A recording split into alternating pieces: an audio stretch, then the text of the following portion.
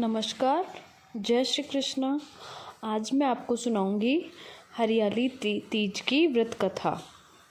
सावन मास के शुक्ल पक्ष की तृतीया तिथि को महिलाएं शिव पार्वती का विशेष पूजन करती हैं।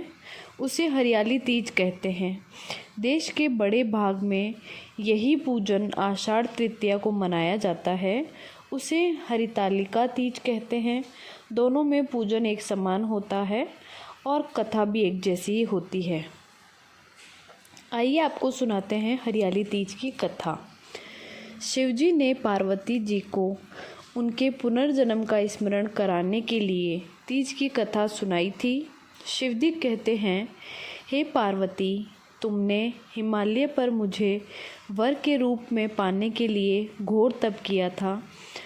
अन्न जल त्यागा, पत्ते खाए, सर्दी गर्मी बरसात में कष्ट सहे। तुम्हारे पिता दुखी थे। नारद जी तुम्हारे घर पधारे और कहा, मैं विष्णु जी के भेजने पर आया हूँ। वह आपकी कन्या से प्रसन्न होकर विवाह करना चाहते हैं। अपनी राय आप बताइए। पर्वतराज प्रसन्नता से तुम्हारा विवाह विष्णु जी से करने को तैयार हो गए। नारद जी ने विष्णु जी को यह शुभ समाचार सुना दिया, पर जब तुम्हें पता चला तो बड़ा दुख हुआ। तुम मुझे मन से अपना पति मान चुकी थी। तुमने अपने मन की बात सहेली को बताई। सहेली ने तुम्हें एक ऐसे घने वन में छुपा दिया जहाँ तुम्हारे पिता नहीं पहुँच सकते थे। वहाँ तुम तप करने लगी।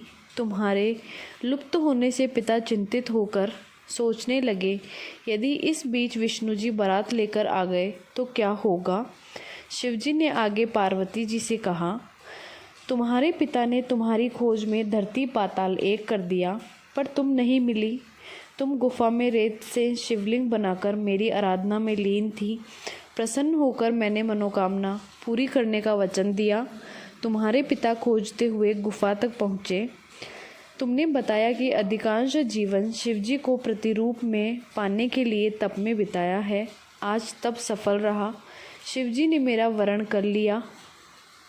मैं आपके साथ एक ही शर्त पर घर चलूँगी, यदि आप मेरा विवाह शिवजी से करने को राजी हों। पर्वतराज मान गए।